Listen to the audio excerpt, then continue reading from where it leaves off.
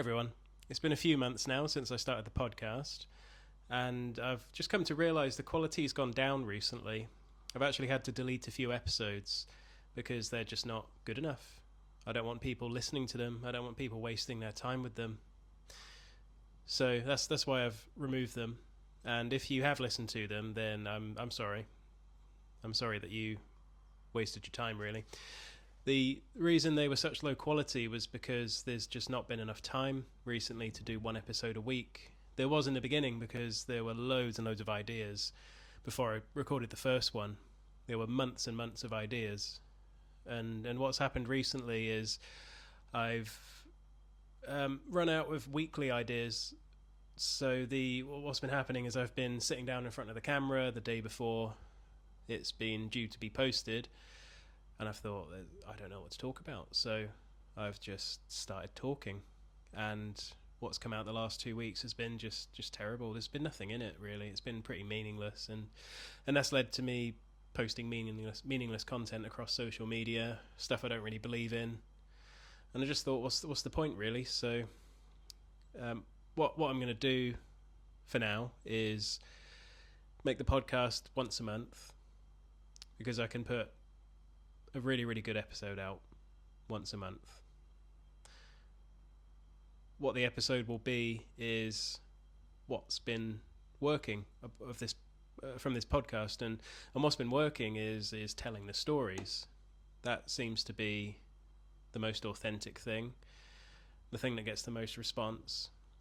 And as I've been reflecting over the last few months with the podcast, looking back at old episodes, I've realised that I've been using other people's words and ideas quite a bit.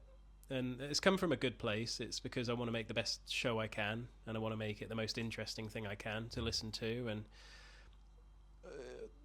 I listen to a lot of other podcasts, and I listen to a lot of people talking who I admire, and they say some really cool stuff, and what I've been doing is just regurgitating that, really. And it's just not, I find myself doing it in normal life as well, and when I do that, people tend to just switch off, because they know it's not me, it's not who I am. Those ideas, I haven't earned them, they're not mine, they're not what I really think, I suppose, sometimes. But when I start talking about my big adventure and the stuff I've learned on that, stuff that's actually come from my past, people stop talking. People just look.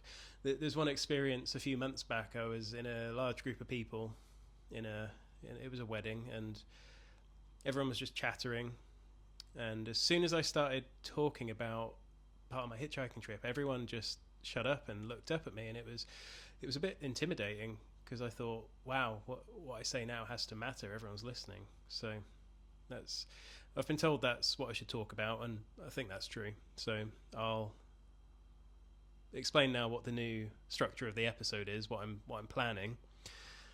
It's going to be, like I said, one episode a month, around about an hour, telling a story from the hitchhiking trip. And I've been doing that recently, telling stories from the hitchhiking trip, but they've been little snippets here and there. So last week, if you listened, it was a bit of the beginning of China, and I left it on a bit of a cliffhanger. I'll go into what that was next. But then after that, it would be another snippet of a story and another snippet of a story, and it's a bit annoying for people having to listen to a bit and start getting into it and start getting engaged and dedicating their time, and then I stop talking, which is what I've been doing. So I think what needs to happen is, rather than doing 4 separate episodes telling bits of a story, I need to tell the whole thing in one go. Stop, move on, next bit of the story. So that's what it's going to be. It's going to be stories, really, really interesting stories that only I can tell. And this is the thing as well. This trip that I've done, it's only me who's done it. Other people have done similar trips, of course. Other people have hitchhiked long distances. Other people have travelled across the world in countries I've been to, but no one's done it as me, with my reasons and my background. No one's done it and encountered the same problems that I have. Nobody's done it and encountered the same people, and no one's got these stories that I have, and I'm the only person that can tell it, and I think that's the reason why it's the most valuable thing I have to share with people, and so I will, because what I want to do with this show is make it the most value that I can for you guys, and I want it to make the most interesting thing you listen to. Hopefully that's what it will become. So that's what I'm going to do, and there's a few reasons for telling the story other than just making it the most interesting thing you listen to. I'm writing a book, as you probably know, about the hitchhiking trip, and as I'm writing it, I'm getting the thoughts clear in my head. I'm getting the stories clear in my head, and that's the point at which I'll share them once I've done all the writing, fleshed it all out, and it's all clear again, and it's all remembered as well. Because right now it's a bit like going up in the loft or the attic if you're in America, and there's loads of big boxes packed full of memories, and I can't get to them. I can't get into the boxes and pick out the individual memories. I've got labels, if that makes sense. There's China, there's Kazakhstan, there's Russia, and there's little notes, but there's not, the stories aren't there. It's like I've got to get all the boxes out and really get them out, go through them, remember what's there, because as I've been writing the book, I've been remembering so much that I thought was gone, really. So that's it. So all I've been doing as well with these podcasts is just sitting down and talking, as I mentioned at the beginning, with no real plan. And it's not really valuable, is it? Just someone randomly talking at a camera. So I'm going to go away and carry on writing the book, and then come to the camera and then share real value. Now, I'm going to put out a little vote after this. There's one or two ways it can go. It can either be chronologically from day one all the way up to the end of the trip, telling each story as it comes, or it can be sporadic. It can be sort of on shuffle mode, if you like, which is kind of how my brain works. I'll be in China one day, and then the next day I'm writing about Tajikistan, and then the next day I'm writing about day 4 in France. It's kind of how my brain works. But it just depends what you want to listen to, really. Do you want it to be sporadic and all over the place, random stories coming up, or do you want it to be nice and ordered, like that, in a format that you can maybe listen to all in one go as a story? I don't know. There's a few final details I'm not really sure about. Do I put in other things in the episode, like maybe Q&As at the end, or at the beginning, or in between? Do I put life updates in there, or is it literally just story? I'm not really sure yet, but I promised last week that I'd share the next part of the story. What happened when I got into China after crossing the border from Tajikistan in through the Karakoram Highway, the highest road in the world.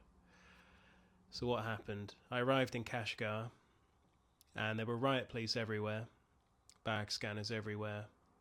Everyone just looked very on edge, very scared, but also very angry. And I didn't know what I'd walked into. It looked like something you'd see on the news.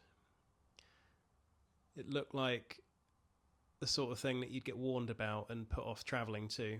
If there was a Home Office guidance page on it, like there is on every country, the whole region would be red. And I realised I hadn't actually checked, because I didn't think China was a dangerous country. And I walked in, I thought, I've made it this far, I've got the visa to it. It's been the whole struggle of the trip so far, from about week 12, has been getting this visa. So I thought, I'm in here, I'm in China now. I've got to just carry on. So carried on, found a hostel, weirdly, because it was just so surreal. There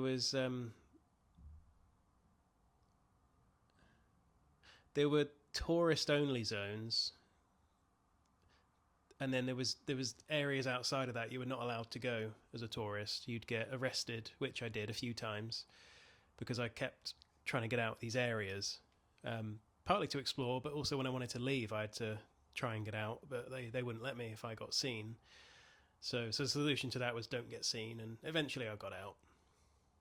There is an earlier episode on this, by the way. It's It's in the first 5 episodes. It might be episode 1 actually. I'm not sure, but I will get onto this at some point and tell the whole story. So this is what I'm talking about. It's very disjointed, very all over the place. But what I want to make is just one smooth story to listen to and maybe listen back to at some point, and just have it on your phone, I suppose. Just listen to. So anyway, found the hostel, checked in, and I remember I kept trying to ask them questions, the locals, like, why is everyone acting so weird, and why is there guns everywhere, and why are the bag scanners everywhere? And no one would actually tell me the truth. Everyone would just tell me, like, oh, they're just protecting us, or they'd pretend they didn't hear me. And it turns out what happened was very recently, within the last few months, I believe, the local population,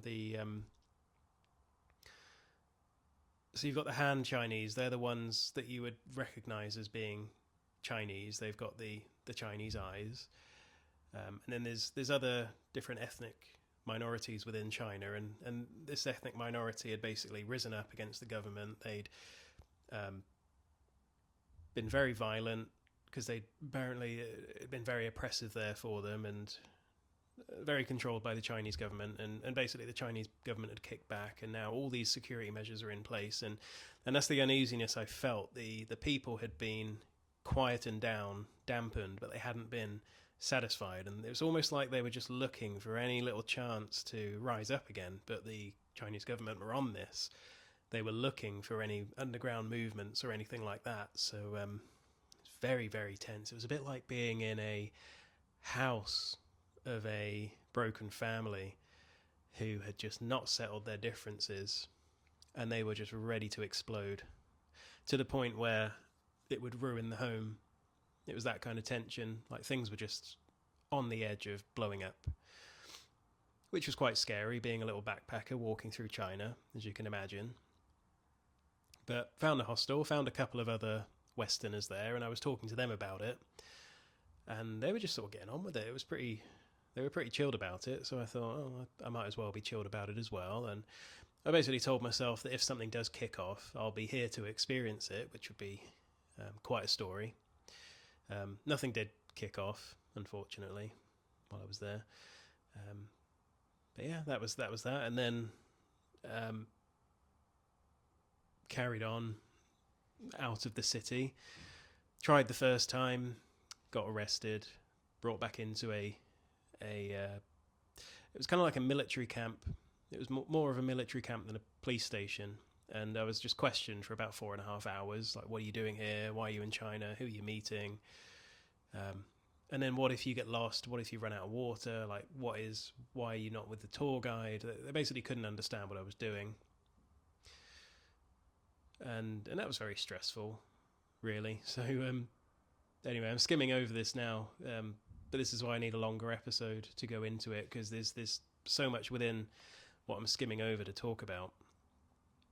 But yeah, and made it out the second time. There was it was just like a lot of hiding, a lot of pretending, a lot of blending into the crowd and outrunning the police and outsmarting them and all of this sort of stuff. But managed to get out and onto the motorway or the expressway as it's called there.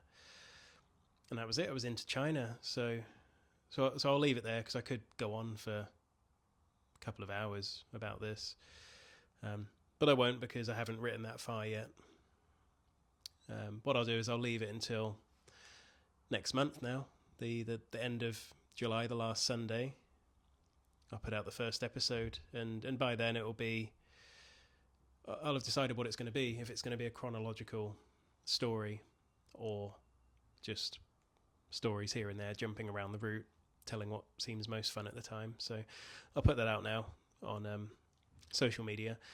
Comment on this video if you've got an answer. I don't know how to do a poll on YouTube, but let me know what you think, or send a message, and I'll see you at the end of July.